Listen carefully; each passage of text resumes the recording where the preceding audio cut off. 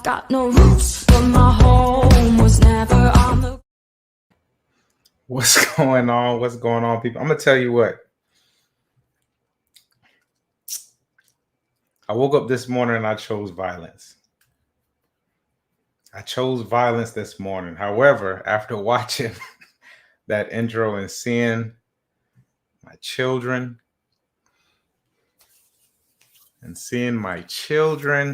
it warms my heart. And I started this channel. Let me give you a real quick background on it. The reason why I started this channel, the reason why I started this content was for them. It's for my children. If I'm not here, they can go back and they can say, what kind of person was my father? What kind of person was my father? And so for that reason, we're gonna have a great show tonight. It's an open discussion. As you can see scrolling across the screen, you are welcome to ask me anything that you would like. I am going to go into real estate today. Tara, what is going on? What's going on? Shouts out to Tara, doing big things. I'm look at that photo. I'm loving the photo. Appreciate you for checking in. Had an interesting morning.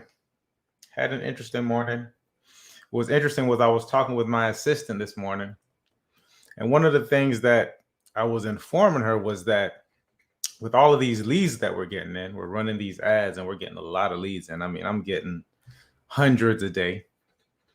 Of course, a lot of people are looky-loos, etc. So we have to be a lot more efficient in attempting to figure out which clients we want to work with, because I only want to work with, what is it? I said 8.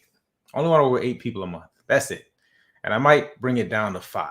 Like I only want to work with 5 people a month. So that being said, they have to be the best 5.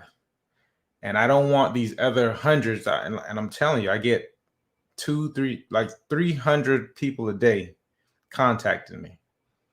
And a lot of them aren't serious. Some of them are serious, but some of them just aren't my people. They're not my tribe. So you have to get rid of them. I get rid of them off top, and I tell them, quickly. I say, listen, I'm not here to convince you. I'm not here to, I'm here to give you knowledge. I'm here to give people knowledge, not you, because unfortunately, I'm not for you. So there's a couple people that I had to get rid of, and you get some interesting questions. There's a lot of people who don't have the information, and that's why I do this. I do this to give a lot of people as well as what I said before, but I do this to give people the information. But I only want to work with my people. That's what we spoke about earlier this morning. It's about 7:30, 8 o'clock this morning. I had a coaching call with my real estate coach. Shouts out to Danny Morrell. Probably one of the best real estate coaches in the country. Probably the best real estate coach in the country. And I've done a lot of coaching programs, but his hits on all cylinders, and it's more aligned to the type of things that I subscribe to. And he also came and said the same thing, didn't have the conversation. So it's like the consciousness. And that's how you know when the Lord is pointing you in the right direction. You start to hit all these, you can tell you're going on the right path because people start to align with your consciousness. So shouts out to him. And one of the things that he spoke about was that we don't want all these bad leads to get in the way of our good leads, because it can happen. You can easily be dealing with a lot of people, and the people that are truly for you get kind of lost in the mix. And so, that is what we are subscribing to. So I thought that was awesome. Had a decent day after that call. That call was about 11 o'clock. Like I said, dealing with a lot of these leads, you get a lot of different type of personality types. And I'm practicing patience. I think I was called a scammer. Or you get, is this real? Is it a scammer? Are you scamming? And this is interesting. I don't understand. It's interesting to me, and I don't understand, but I accept it. I guess you can't have acceptance without understanding. So scratch what I just said. That you have to convince people that buying a home is not a scam. I think the rents that you all are paying nowadays is a scam. And I'm a landlord. So every month when I go to collect my check that pays down my mortgage, pays for the maintenance on the property, and puts money in my pocket, I think that's funny. That's funny that once a month, and I don't hear nothing. Like, I don't even talk to my tenants. I'm not, you know, thank God, and then let me knock on wood. All things that, like, maybe once every 6 to 8 months, like we're having this discussion. Other than that, it's just going to collect your money. And I think that's interesting to me. However, these guys, I had a couple people who told me that renting, or excuse me, this buying a home was a scam. So God bless you. Keep listening to these guys. Keep listening to these people that are buying properties and renting them back out to you. The Grant Cardones, what's the other guy? Richard Kiyosaki. I'm not saying they don't have decent information. I learned a lot from Grant Cardone with his interesting self. I learned a lot as I was getting into the real estate field. We align in the fact that I like to invest in properties, but we don't align on some of the information that he's giving to people, because 95% of the information that he's giving does not, not 95%. 95% of the people that he's giving certain information to, one, that your home is not an investment or an asset, that it's a liability. That's complete. That's a complete lie. Contextually, he owns his own home. He owns a bunch of property, but investment properties, which he's telling you to go get, but most of you aren't going to do it. And most of us have, most of you all have 9 to 5 jobs. You all have a set income, and that's where it ends. So for your home not to be an asset, and you're considering a liability because Robert Kiyosaki told you, and so now you're renting, paying 100% interest on a property that's not yours, that you can't, it just goes out of the window. It makes absolutely no sense. However, I'm not here to convince you people. I'm not you people. I'm not here to convince people. So let's get into it. You all can still ask me anything, although I am going to be getting into real estate. And if you can you hear me? If you hear me, please put a 1 in the chat, because there was one time. Let me see if I can hear myself. Okay, I can. Yeah, but still put a 1 in the chat. I'm hoping that you all can hear me. I'm going to get into some real estate. Hold on, I got to send Lou the link. Let me see if I can. How do I send Lou the link? Copy. Give me 1 second, you all, while I send this out. Maybe Lou will join us.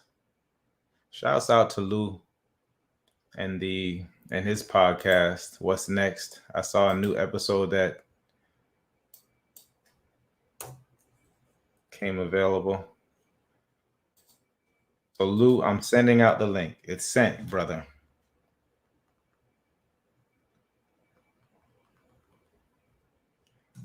I think I can send it in Messenger too, can I?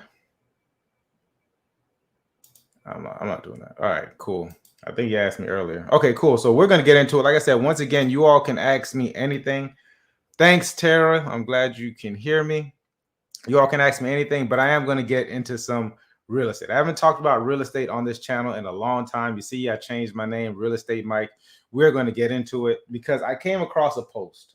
God, I was coming across posts, people. This is why I really don't like to go through some of these my Facebook feeds, and I am going through, and I am unfollowing a lot of people.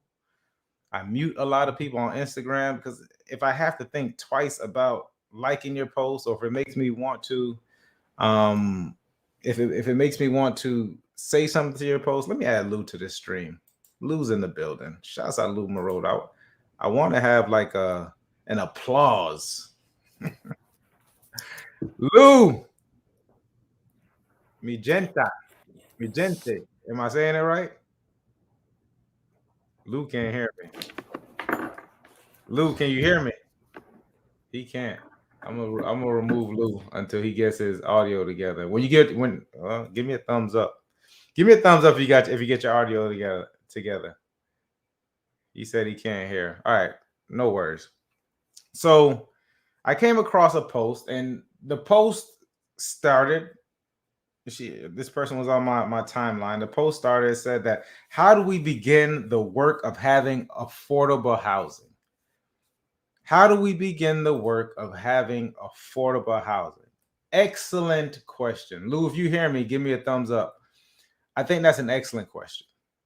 I think it's an excellent question. There's a lot of things going on in regards to real estate, especially when it has to do with the supply line. There's a lot of building. Lou, give me a thumbs up if you can hear me in the green room. If you can't hear me, let me see if I can bring him in. No, he can't hear. Yeah. Okay. Well, I tried. So, can you hear me? Thumbs up? No. So, anyways, I thought it was an interesting question, because if you take a look at the rents and the housing prices, what we're seeing is, it's jumped 9-10% jumps. I'll go over the statistics shortly, but essentially, I thought it was an excellent question. I should have just left it at the question, but I had to go into the comments. And so one of the first responses that I saw was someone in the comments who stated, Lou, can you hear me? Okay, let me bring Lou in. Can you hear me? Yeah, I got you, Mike. Okay, perfect. That's going in. What's going on, man? I appreciate you joining me, brother. No, thank you for having me, man. Always a pleasure. All's well. You see what's next in the background. Like I was introducing Lou as he came in. This is a brother from another mother. Yes, sir. So I was talking about how I saw a Facebook post, and I'm trying to stay off Facebook, because especially today, because I woke up on the wrong side of the bed. So I should have went back to sleep and rolled back on the other side, but it is what it is. I took on the day. I thought I was okay. I thought I was okay until I saw this post, and it said, how do we begin the work of having affordable housing?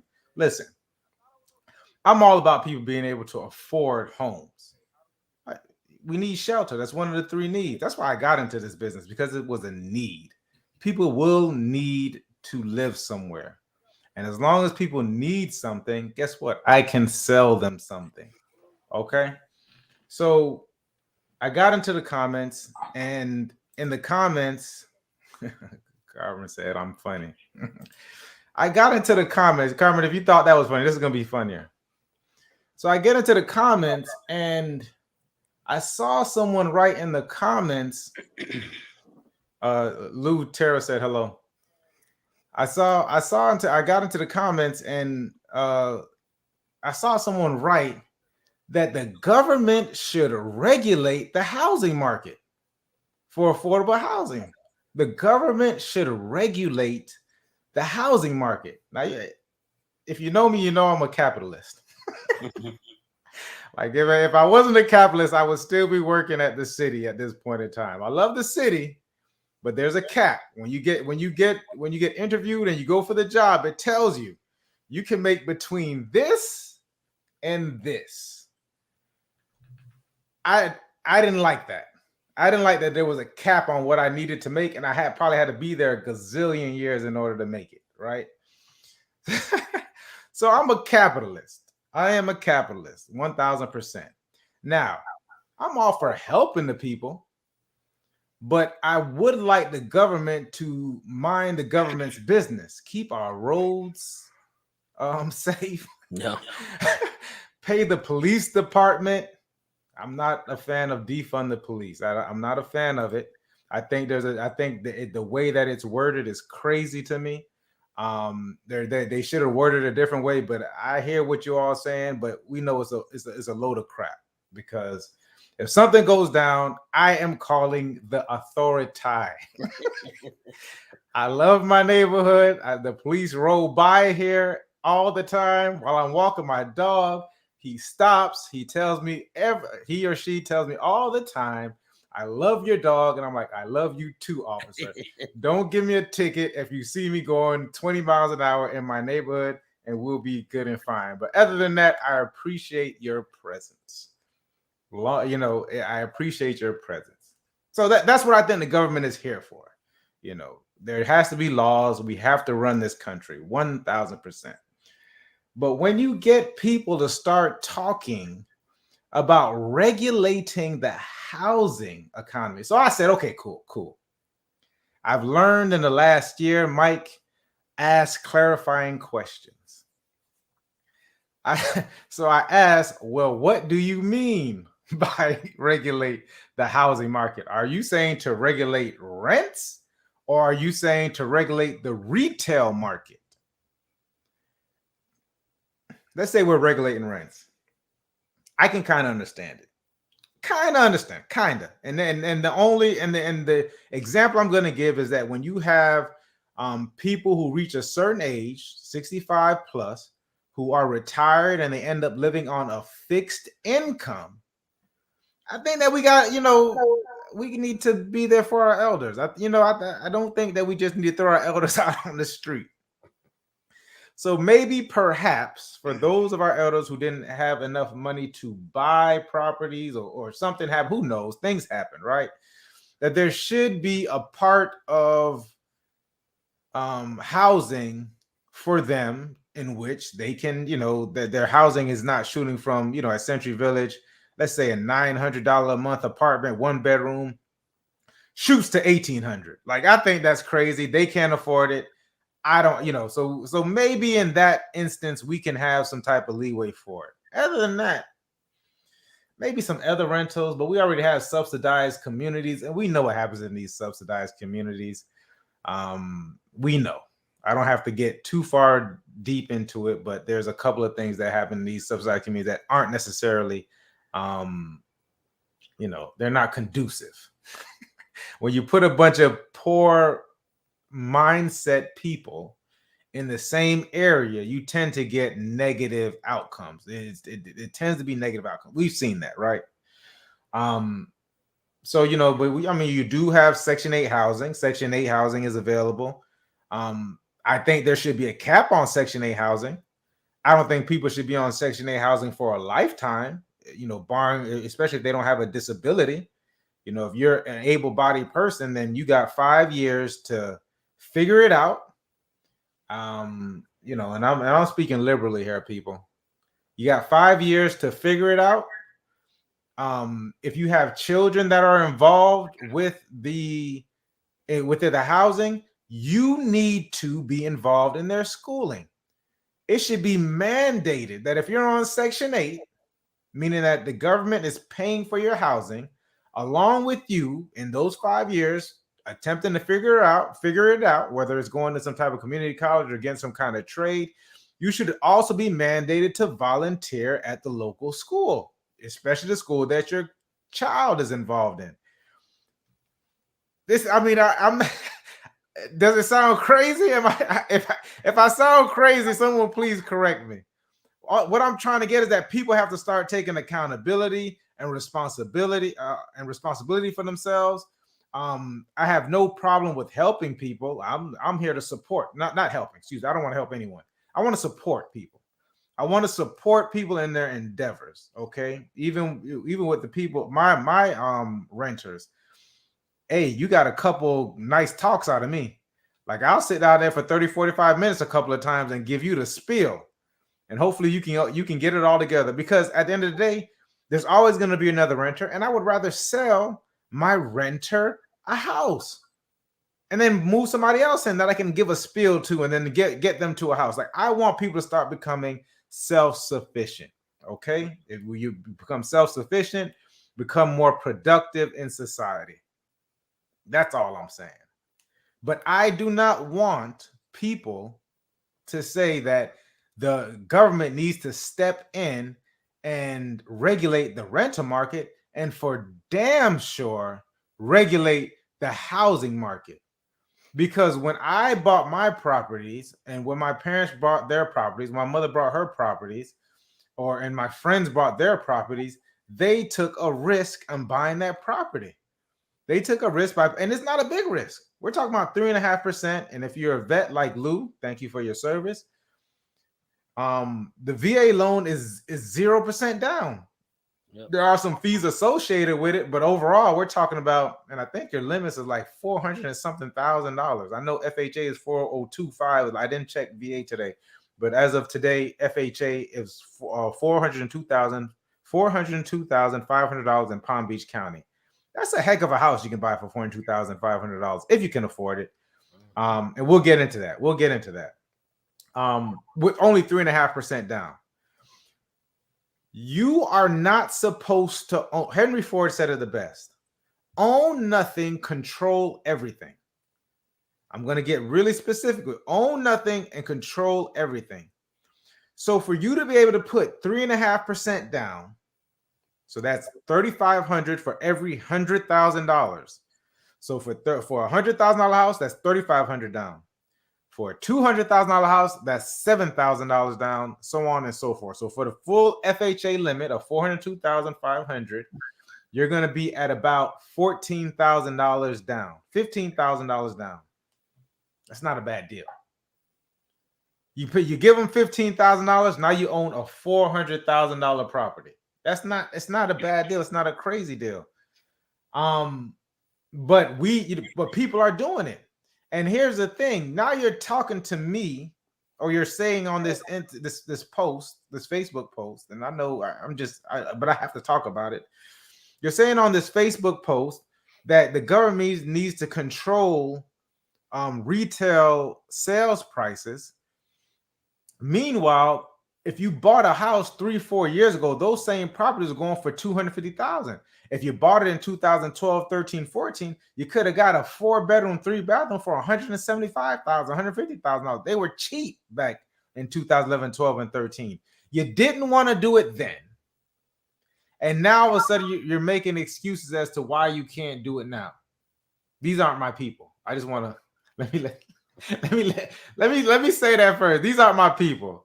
But I want my people to understand. My people who are thinking, LeVar, what's going on? Look at LeVar Smith. Shouts out to LeVar Smith, man.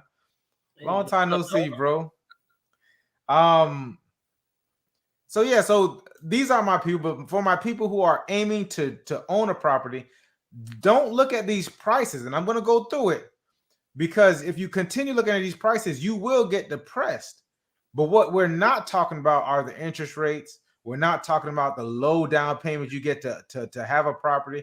And of course, we all need to know that we are in a pandemic. So what you need to be doing now is not necessarily looking at these home prices. You should really be getting prepared. What does that mean, Mike? That means getting your credit score up, because at some point in time, a house is going to be coming on the market that will, as long as you're working with a reputable realtor, hey, Uncle Mike, a house will eventually come on the market it might not be the perfect home, but it's going to fit. It's going to hit a lot of your X's, a lot of your check mark boxes. So until that house comes on the market, because people are scared. People don't want people in their house. They don't want to list their property. They don't want people in their house. You know, there's a multitude of reasons of why. Stop watching CNN is one. Fear is huge. But eventually these houses will come on the market. So right now, keep your credit score up. Get it as high as possible so you can get the best interest rate. And I was talking to my lender today. He was saying the average interest rate on FHA mortgage right now, he's getting 3%. So that means that and that's like with a 620, 650 credit score. So that means if you get and there's not much difference between 620 and 700, but once you get above 700, now we're talking about sub threes. And then you got a question, Lou? Quick question. So the interest rate have gone up a little bit? Yeah, it went up a little bit, and it actually went down last week. It decreased a little bit. We were sub twos for everything, yes. But now it's about 3% if you got a 650. If you're above 7, you'll get below. Here's a trick, guys. Here's a real good trick: is that if the more money you put down, So let's say right now you're waiting for a house to come on the market and you're stacking your bread. You're going above 3.5%. You're going to 5%. You're going to 10%. Like let's say you go to 20%. If you can get the 20% down, now you don't have to pay the mortgage insurance, which is between, depends on the property, between $1,500 and $3,000 a year. So it's like an extra $100 and something that goes towards nothing, but you need it if you have less than 20% down. Also your interest rate is going to go down, and then also you can go get some different kinds of loans. Now we can go to First Republic and deal with their program, which is like less than 2.5%. So there's a bunch of things that are happening as long as you continuously prepare and don't get caught in this mindset of these housing prices are crazy. Well, let me tell you something. It's a supply and demand. So you got people who don't mind these. If they couldn't sell it at that price, they wouldn't have it at that price. And you can tell the prices that are the houses that are overpriced and the sellers won't move. They're on the market for 90 to 100 and something days. Tell you what you wait for. You wait for it because it's going to happen to everybody. Something happens. Somebody passes away. Somebody gets sick. When that motivation changes, those prices come down quick, fast, and in a hurry. So the thing is about just stacking your money, get with the realtor. At some point in time, a house will come on the market. And I'm going to get even further into what it is that you can do. But I wanted to break down, what am I talking about? Affordable housing. I want to get, so I kind of got onto this buying versus renting. And so I'm going to share my screen because this is what's going on. Remember, you in Florida, I think in New York, there are rent controlled buildings. Is that not correct? Like there's buildings in New York, I want to say that are like rent control. Like you got people who are living there who lived there for years. I remember I had a girlfriend. I went up there and visited her grandmother. Her grandmother was paying like $600 a month. It was a decent apartment. Lots of roaches though. That comes with the territory. I was like, oh, but I'm from the hood, so I get it. But it was rent controlled. So she was still paying like $500-600 a month. She had a house down here in Palm Beach, and because she's never going to sell that. She's never going to get rid of that that apartment in New York. She's paying like the minimum, so why not? Then her family can go, when they go to New York, they got a place to stay. If they want to stay, it is what it is. But $500-600, I think it was like $500 or $600 she was paying. And she, like I said, she had a condo down here too. I thought that was interesting. But why get rid of it? Most people aren't, right? So let me open up this share tab so I can show some of these stats. Because I'm not so you all see that I'm just not talking. Boom. Let's go. So now, and I hope you all can see this. Can you see this, Lou? Yeah, I gotta put my glasses on. I don't know how to. Yeah, but I can see it, Mike. Okay, so essentially, it's stating that the average rent for a 2-bedroom apartment in West Palm Beach is $2,100. Lou, is that about correct? Yep, it is. Yeah. $2,100. That's what you're paying for the average rent in West Palm Beach. If you're going to Palm Beach Gardens, it's going to be a lot more. You're going to and then if you of course you're going like the downtown West Palm. If you're like in the middle of the city, it's going to be a lot more. But we're going on the average. Average is $2,100. I want you to see that. We're going to go to the average home price. You might not even see the average home price in West Palm Beach and kind of across the country, but West Palm Beach is $300,000. $300,000 will get you a home to buy. So I wanted you to see that $2,100 is what you're going to be paying in rent for a 2-bedroom. $300,000 is the average price for a home right now in the market in West Palm Beach. So I'm going to my trusty calculator. I love Bankrate.com. It has this awesome calculator, and I use it to do a lot of put in a lot of information, especially when I'm dealing with my clients, to let them kind of know what they can afford. But ultimately, the lender is going to really, really break it down because there's a lot of things that are involved with it. So I said the average home price was $300,000. And I told you that the down payment was 3.5%. Okay. The interest rate is, this says 3.1. My lender said he's doing about 3.0. Normal fixed rate mortgage at 30 years. Now we're gonna mess with some stuff. I'm gonna look at the insurance. Insurance for a property right now. For this type of property, we're gonna be at about $150 a month. You know what? I'm gonna do 175 a month.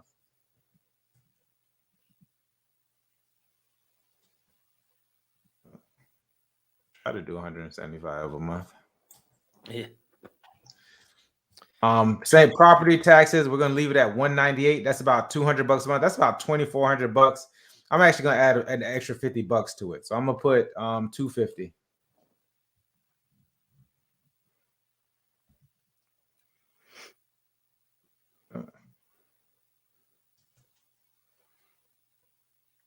$250. And let's say you want to be in a gated community, right? A nice HOA. We're gonna put about $250 for the HOA. It's normally it's a little bit cheaper, but I'm doing $250. Why not? That's low, huh? $250? Nah, that's about for a condo. It's not. It's low. I'm talking about like for a Thousand Oaks. Yeah. Okay. To appease a condo is more expensive, but to appease Lou, I'm gonna put $350. Does that make you feel better? Places I'm looking at about $7. Right. So for we're looking at a $300,000 house. Your estimated monthly payment, it's gonna be cheaper than that because Lou's capping, but it's fine. We're talking about a $2,000 a month mortgage payment. $2,000 a month for your mortgage payment. The average rent in West Palm Beach is $2,100. And I'm appeasing Lou with the $350 for the HOA fee because you can get a decent town for a little bit less. But if it is more, then it'll more than likely cover water. But if you're in a condo downtown, you're gonna be paying about $650 for your HOA for your condo associations. However, that property will probably be a little bit cheaper than this $300,000 price point. But we'll do this. I'm showing you that you're paying $2,000 for something that's fixed. Lou, let me ask you a question. Go ahead. Let me see if I can get back to where I need to go. I can't see myself. Did I stop my share? Yeah, cool. If you're renting, what do you think? What's normally like the rental raise yearly? Man, I put it this way. Since you know where I live, You're right.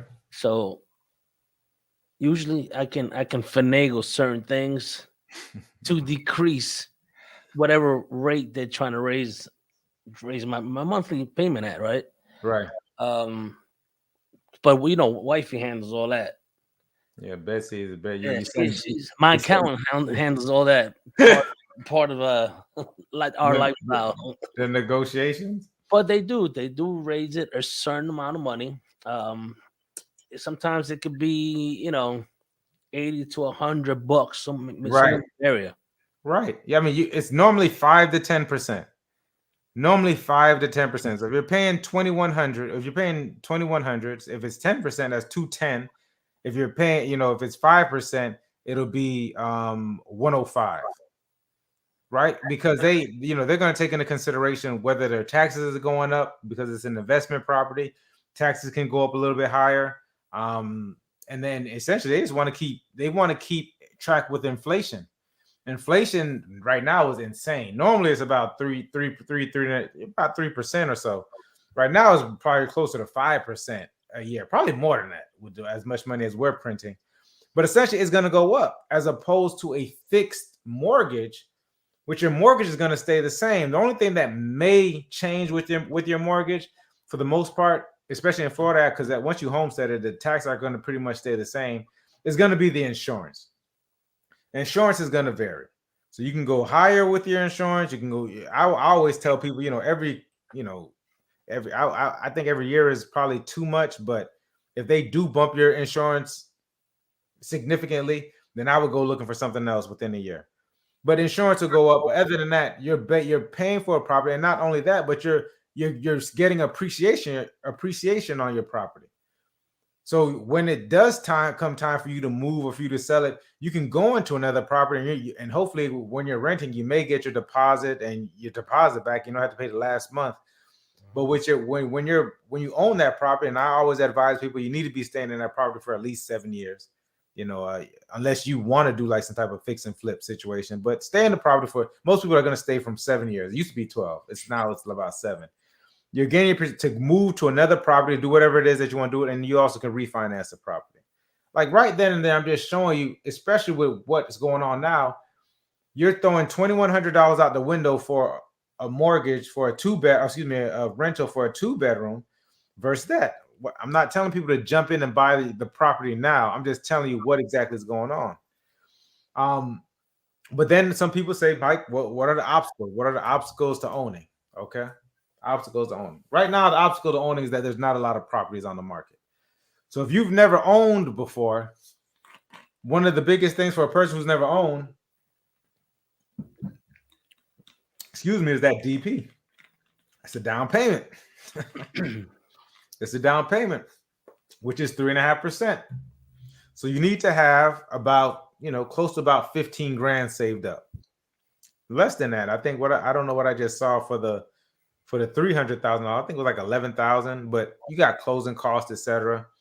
I mean, we can find ways around it. Right now, there's a couple of banks and programs, not a lot. There's a couple of banks and programs that will pay for your closing costs, or you can actually put it in the price of the home and say that the seller's paying for it. Right. Or the seller could just pay for it if he really wants to get out of the house. We don't know what his motivation is, but there's ways for us to do it. I arranged, I think I got someone once $18,000 in closing costs on a $300,000 property. That pretty much took care of everything. So all they had to do was come up with a down payment. But the closing costs paid for, I had all their closing costs paid for. And it was a great deal for the buyer. It was everything that he needed in order to get into the property. So that's the down payment. The second thing is the credit. A lot of people think you need excellent credit. You need about a 620. And even if you have like a 600, we can do some things to kind of bump the score up a little bit. But a 620 is what I call the sweet spot. And between a 620 and a 700 credit score, you're not going to see much difference in your interest rate. Now, once you get above 700, you're going to see a difference. You're going to see a quarter of a point, maybe half of a point, but you're going to see a difference in what you're going to pay on your interest rate. But right now, with a 620 to 700, it's 3%. That's cheap money. That's why you see, I said almost every financially savvy person I know, 98% of them either sold property in the last 18 months or they refinanced property in the last 18 months. And they did that because the money is so cheap. The money's too cheap. It's better for you to go, buy as much stuff as you can because the amount that you're paying less than 5%. Heck, some rental properties, investment properties are less than 5% right now. So if you're ever thinking about getting an investment property, it's so much cheaper. My parents in 88 bought a house. It was a 4-bedroom, 3-bathroom, 40th Street, right over there for 45th Street.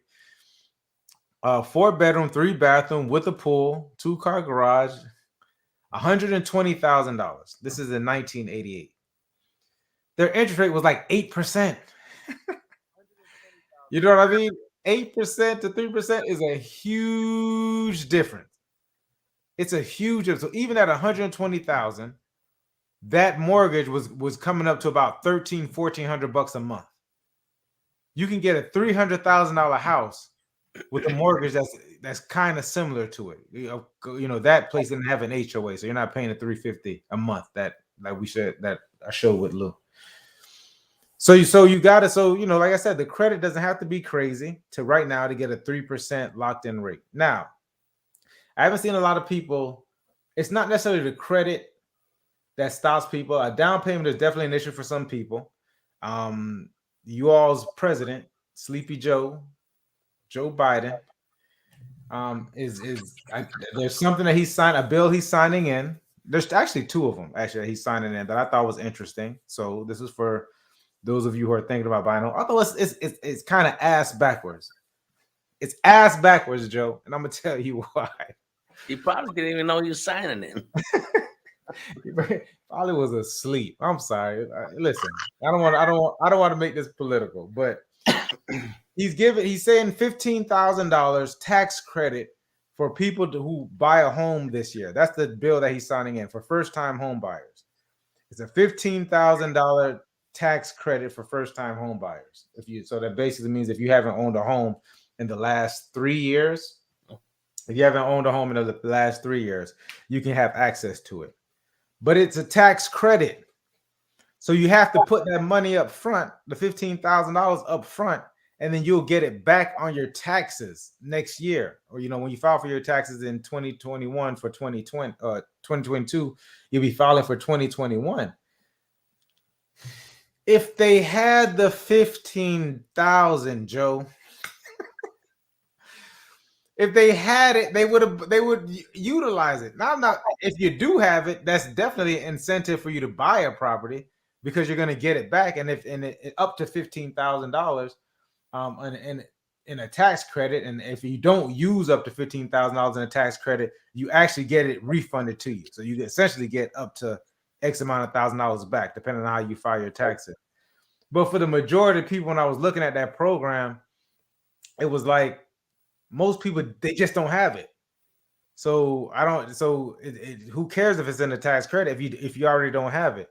I don't know. Speak to your accountants on it. Maybe they know how to finesse it, but that's how the law was written. That's how it's being written in. There was a second law for people who, if your parents didn't own housing, then they would give you $15,000, and you would have to stay in that property for at least 5 years. But your parents couldn't own a house, which I thought was interesting. So that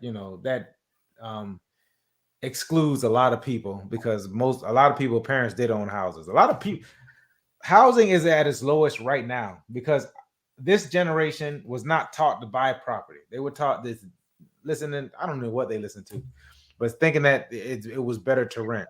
But a lot of our parents did own homes. I know that my parents own homes, et cetera, et cetera. So but if your parents didn't own a home, this will be a chance for you to own a home. But if your parents didn't own a home, this is what it is. This is part of the generational curse. Most people aren't looking to buy a home if their parents didn't own a home. Most people are forever renters, and that's okay. Those are not my people. I want to get into the second obstacle to owning, which is the DTI. And this probably is the most, magical thing as to what reason why people can't own property. And I'm going to make it as simple as possible. Of course, I can't get into the because there's a lot of details included into it. This is where the underwriter gets involved with the lender. But the DTI stands for debt to income ratio. Your debt to income ratio. So, for example, if you made $60,000 a year, you would divide that by 12, which would bring you at $5,000 a month. Okay, that would be your income. Your income for the month is $5,000.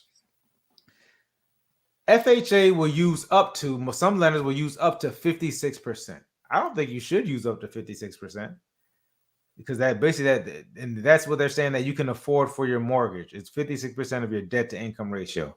So let's just say you didn't have any loans, you didn't have any credit card debt, you didn't have a car. You just were bringing in $6,000 a month. And I'm going to make this math easier for me. You can take 50% of your income, and that could be towards your mortgage. So essentially, they would approve you for $3,000. Okay, you'd be approved for $3,000 for a mortgage. There's some nuances in this, but this is basically, I want to make it as simple as possible. If you bought a car, however, and your monthly payment is $500 a month, you would need to subtract that $500 a month from your monthly income, or your DTI, which is that 50%. So instead of being able to afford a property that's $3,000 a month, your mortgage would be $3,000 a month. Your mortgage would be $2,500 a month, because they would count your car monthly, which is that $500. They would count it against you. So one of the biggest things that happens is that a lot of people have student loans. In the Black community, student loans take up 64% of all of the wealth. It goes towards student loans monthly. That's crazy. 64% of the wealth is going towards student loans. So if you have a student loan, and let's say you owe about 50 grand, they'll normally calculate that at about 1 to 2%. So they'll say if you owe 50 grand in student loans, they'll use that as $500 towards your debt to income ratio, whether or not you're paying it out. So they'll either use your monthly payment, or they'll just take a percentage of it. So 1 to 2%, it's closer to the 1%. So that means that if you have if you have a car and you have a $50,000 student loan, the car is $500 a month, the student loan is $500 a month as well. That brings your DTI, from the mortgage that you can afford, from $3,000. That brings it down to $2,000. So now this is where people start to get in trouble when they're not able to qualify for a mortgage, because you went from $3,000 that you could afford, but because of this debt that you have monthly, your student loan and your car, it brings you down to $2,000. So if you mess around and have any kind of credit cards, that month that show revolving, that show about $150 a month, now you're getting down. Now you can't even afford the house, a $300,000 house that I just showed you. Although you're making $60,000, although you can comfortably make your $500 car rental payment, you can make your student loan at $500, but you cannot afford a mortgage because it's at 50%. Now there are some lenders that will go a little bit higher, but they might also go a little bit higher with their interest rate. So that's the reason why most people, in my experience, aren't able to afford homes, especially the first-time home buyer, because they cannot come up with. And then you, in order to combat that, you would either have to have a bigger down payment, or you would have to pay down some of that debt. You maybe need to get rid of a credit card.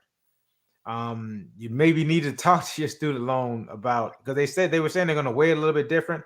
If you could talk to your student loan person about lowering a monthly payment, so taking that payment from $500 to $250, some of them may do that. That's when you have to start playing with a little bit. But like I said, it gets a little bit more nuanced. But that debt to income ratio is huge. Listen, I sent my cousin Chris a video yesterday. It's a guy named Kevin Samuels. You all hate him. A lot of women hate him. But he had a young lady on the phone, and the young lady was talking about her college debt. She's a lawyer. She's 29. She's a lawyer.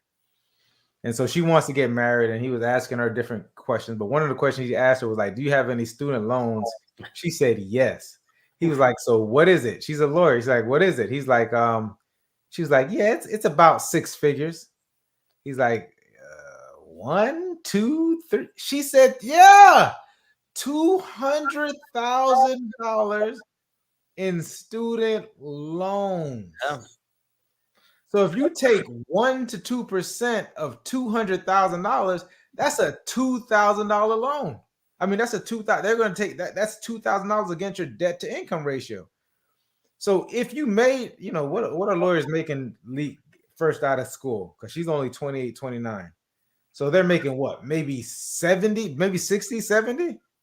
If they're starting for the public defender's office, they're probably making about 40-ish. Okay, so so you're talking about, it's real life. Yep. So it's $40,000.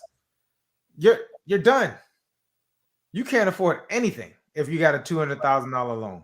If you got a $100,000 loan, you can, and I've seen it time and time again. You don't know how many people that I've seen, principals, counselors, etc., deep in their career, and they're not fresh out. These are people who have been in their career for a while.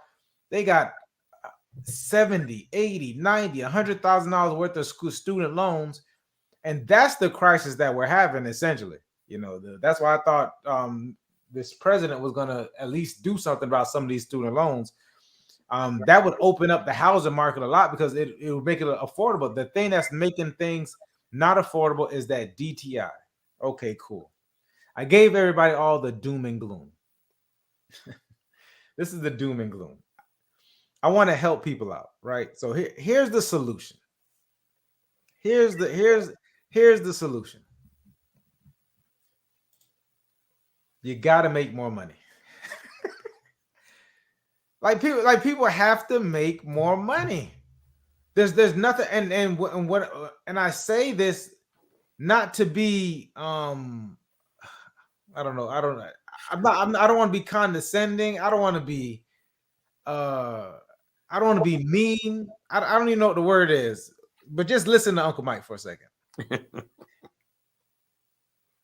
Let's listen to Uncle Mike. Because and not empathetic. But let me tell you where I come from. My mother raised me. My mother had 4 children. You okay? Absentee father. God bless his soul. He's a nice guy too. Real nice guy. You all will love him. I think he leaves tomorrow, matter of fact. God bless him. But my mother raised 4 kids. And between the ages of, I'm going to tell my age. My older sister was 81. I was born in 82. I had another sister that was 86, and my brother was 92. So it was running the gamut, right?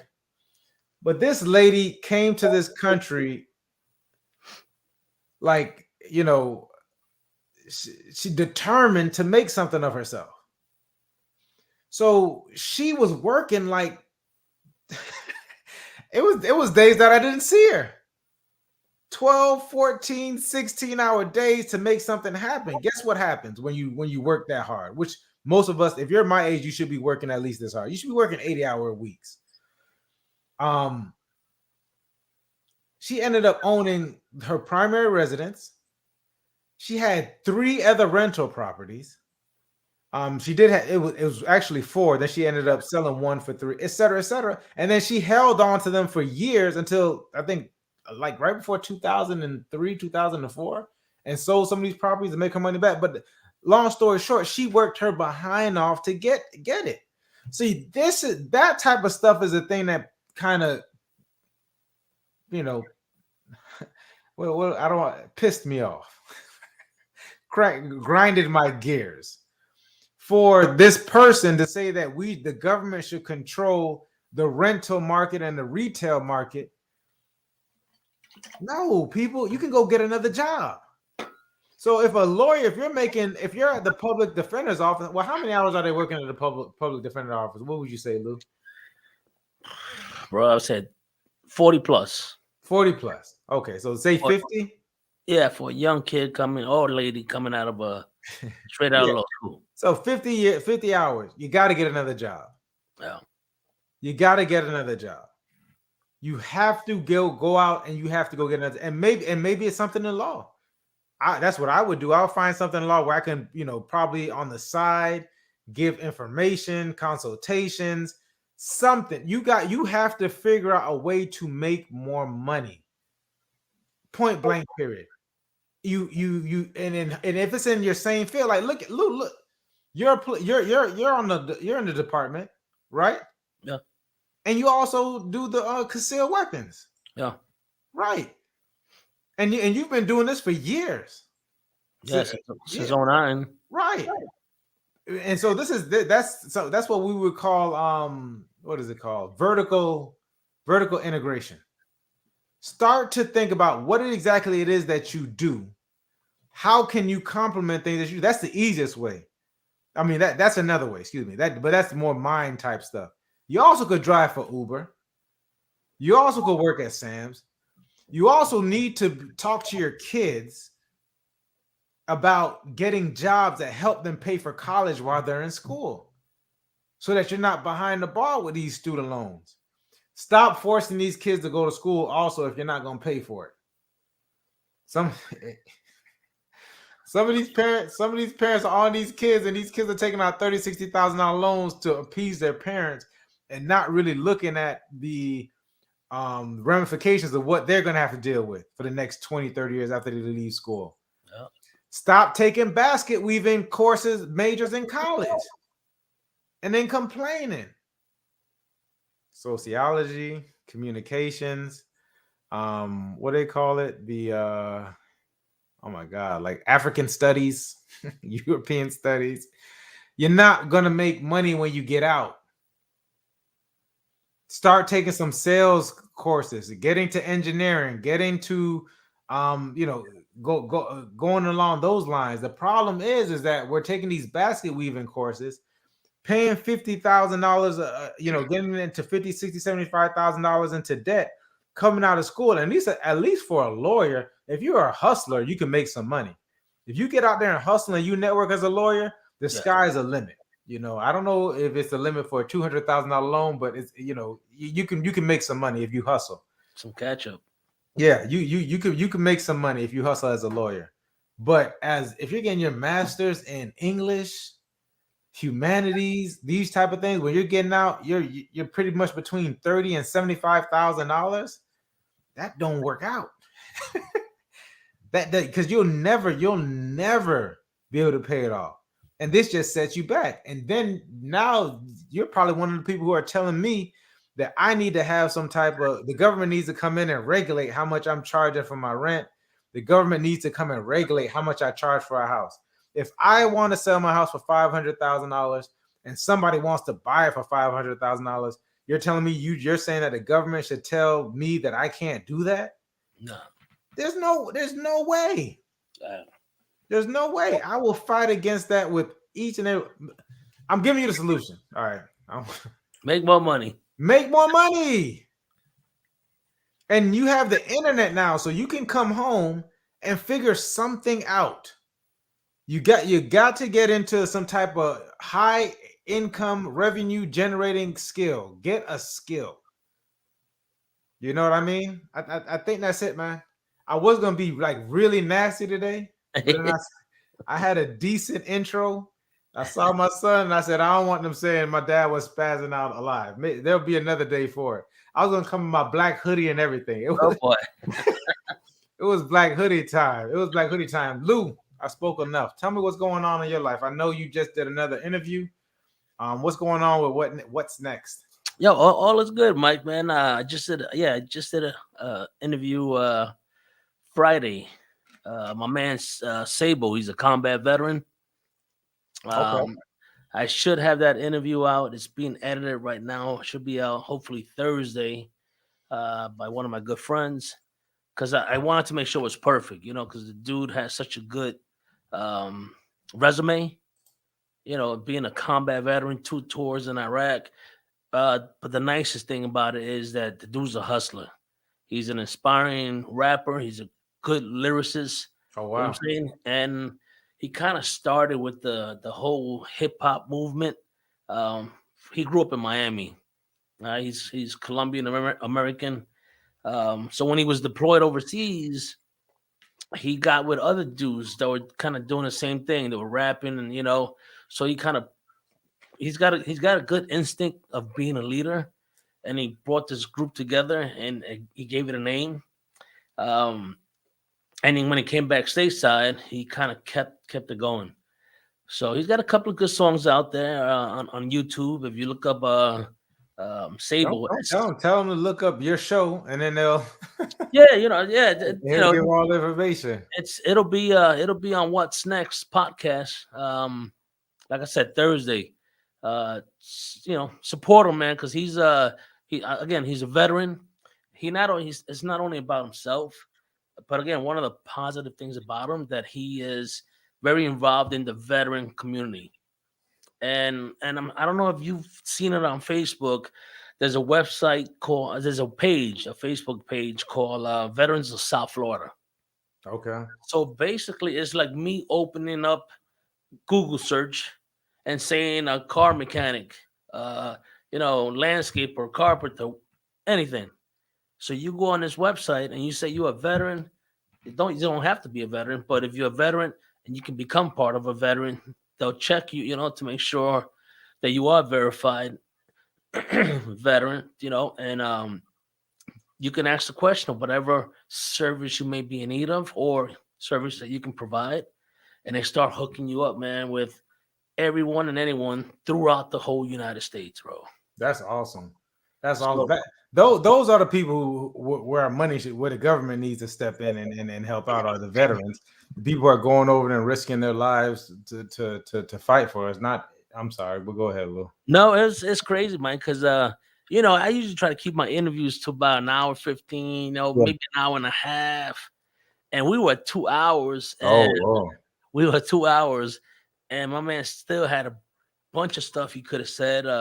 I had a bunch of questions I still could have asked, but it was just getting to that point, and we kind of cut it short a little bit at the end. But I think what needed to be said was said, and it was again, like, my platform is all about not me. It's about listening to other people's stories, good, bad, or indifferent. Right? If it's bad, hopefully you'll listen to it. You listen to the mistakes and how these guests had to deal with the trials and tribulations of their mistakes. And hopefully you, if you're listening, you won't be a dummy and make the same mistakes. Well, listen. Well, they say the smart and intelligent person learns from their own mistakes. A wise person learns from Others. Yeah, look. We got Joel in the house. Joel, shouts out to Joel Simmons. Listen, me and Joel were on Friday night, and Lou, I'm gonna start sending you out an invitation as well on Fridays. If you're around to jump in, Fridays at 6:30. But we had an excellent conversation on Friday. Basically talking about freedom. A lot of things that we talk about are just which is Community Beacon Fridays at 6:30. Joel's definitely holding his own as a keynote speaker. I don't know if you seen him. I saw you on, and I started following you on TikTok. You guys are the TikTok brothers. Bro, I did one today. It's funny, man. You gotta peep it out. I listen. I had a bet with Elijah that who would be the first person to get to 1,000. I haven't opened up that app, man. I'm so behind on the times, but I know Joel is heavy into TikTok. Yeah, I saw yours. I started following you on TikTok as well. But yeah, so we do Community Beacon at 6:30 on Fridays. Excellent conversations. I think the last conversation was about being grounded, like preparing the grounds. And that's basically the prep work for your mindset in order to go to the next level. I think one of the things that in the weeks prior to that, Joel was talking about marital relations. He's been married for 20 something, I think it's 23 years.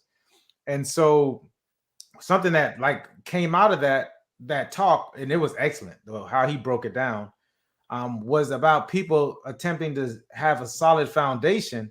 But before you even have a solid foundation, you need to prepare the ground first. Like, you have to prepare the ground. There's a bunch of stuff on the ground, and that part of preparing the ground is you working on yourself. Yeah, like, you got to work on yourself, especially and I think it's a little bit different somewhat when people are getting married earlier, because you all kind of go through those bumps yourself at 19, 20, 21, 22. You all start to figure it out. But people are waiting a little bit longer to get married now, if they're getting married at all. So by the time you're 29 and definitely by the time you're 30, there's so much things that happen between the ages of 20 and 29 being single that you really got to work on yourself if you're going to come together with somebody else who also had a bunch of things going on if they were single from 29 to 30. So it's all about, so that groundwork is about working on yourself, really figure, some people need therapy, some people need to divulge themselves from certain habits, etc. You know what I mean? And just to prepare yourself before, and then one of the biggest things is to have standards. I've noticed that having the standards, and that might be what I talk about next week. Having standards and setting a bar and not going below it. Because once you start to go below it, you're not showing any value for yourself or worth for yourself, and you get caught up in all kinds of crazy situations. Trust me, I saw some of that interview, Mike. Yeah, I remember you and Joe were talking about being grounded and building a foundation. And then I think one of the things I text. I was just listening from the outside. And I think one of the things that I text or commented on your stream was when you guys were talking about being compatible. Okay. You know what I mean? If you're arguing every day as boyfriend and girlfriend, why are you getting married until you fix that? Because it's going to continue, right? And because some people think marriage fixes things.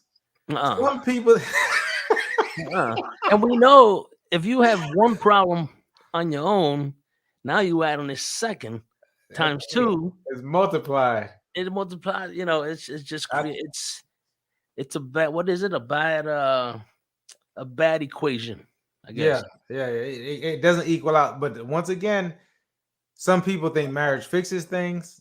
There's a lot of fables about marriage.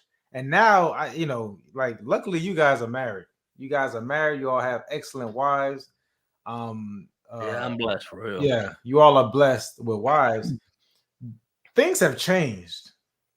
I mean, things have changed, and even within my generation, I'm 38. Things have changed. Social media has changed everything. Like and I don't think people notice how much things have changed within. That's how much social media has changed things. Yeah, that phone this has come in between people. So now you got your high school sweetheart who's just a DM away. You got this person that in Miami, and because normally when people were together, and I don't want to go too far into it, but normally when people were together, I mean, people were in a relationship, like you just had your immediate community.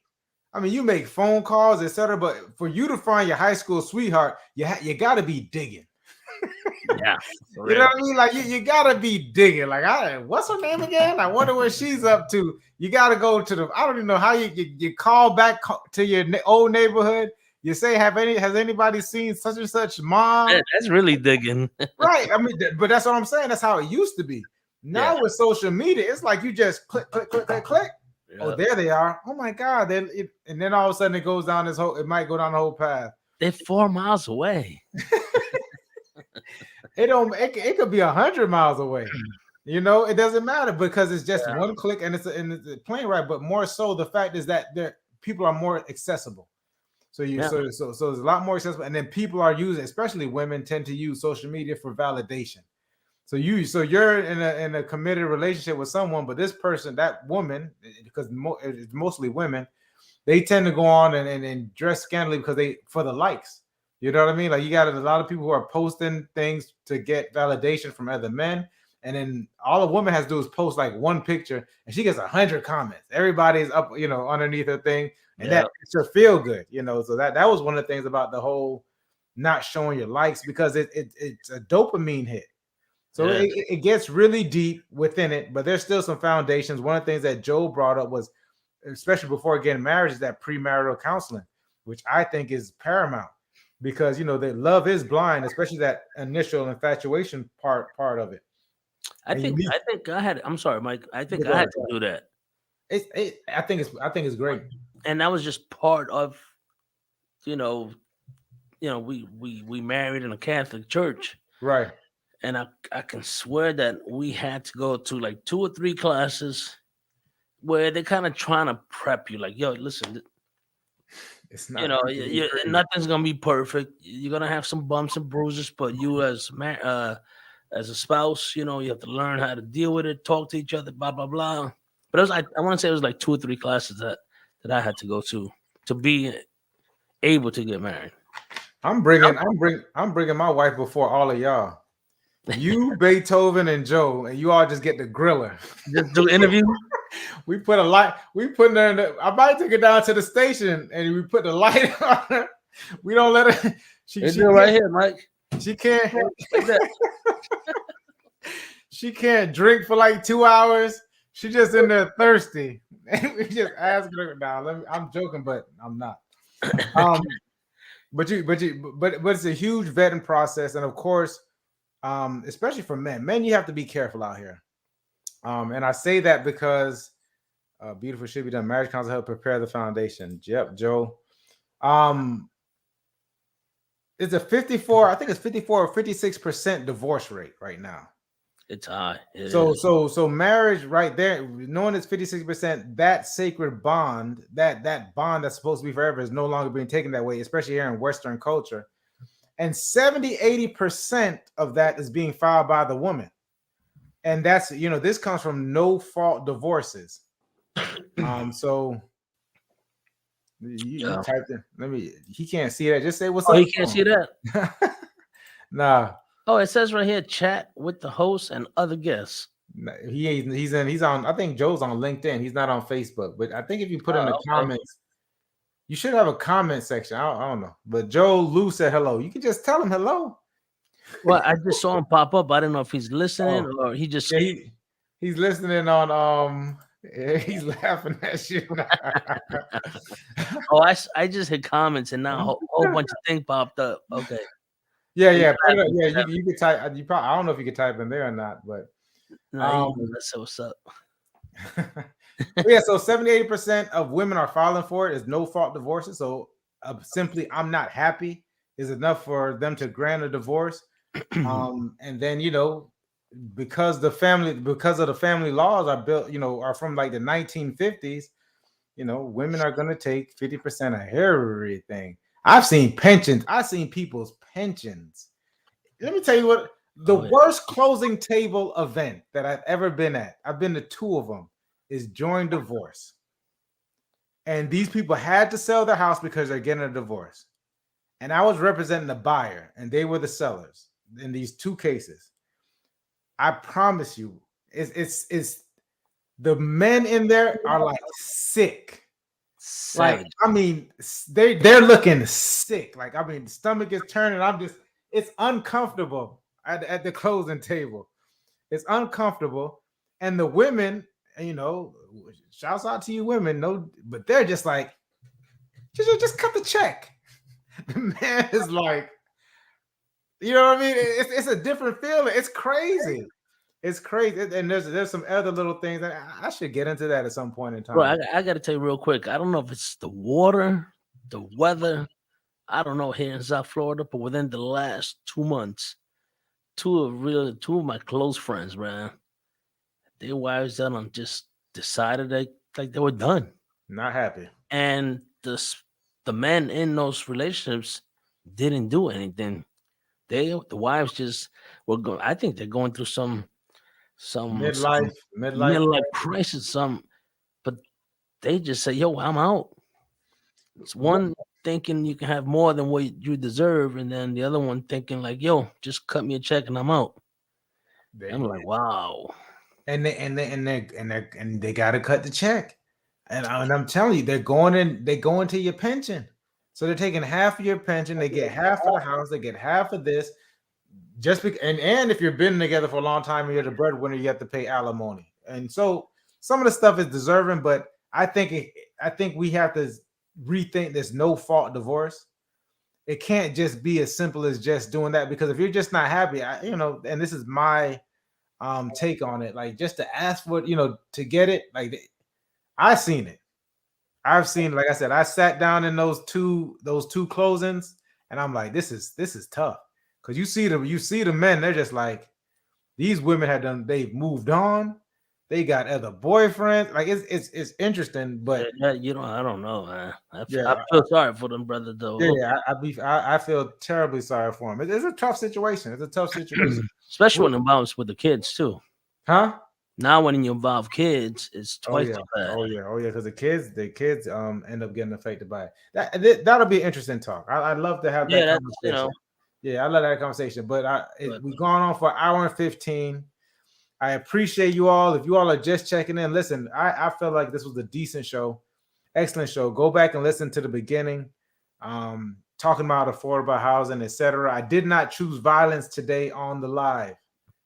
Lou, would you say I was pretty? No, you I was pretty good. I was pretty level. That was some good education you gave. I think I was pretty level-headed. I tell you, I was not planning on it. I was going in to go get my hoodie and come back and roast people.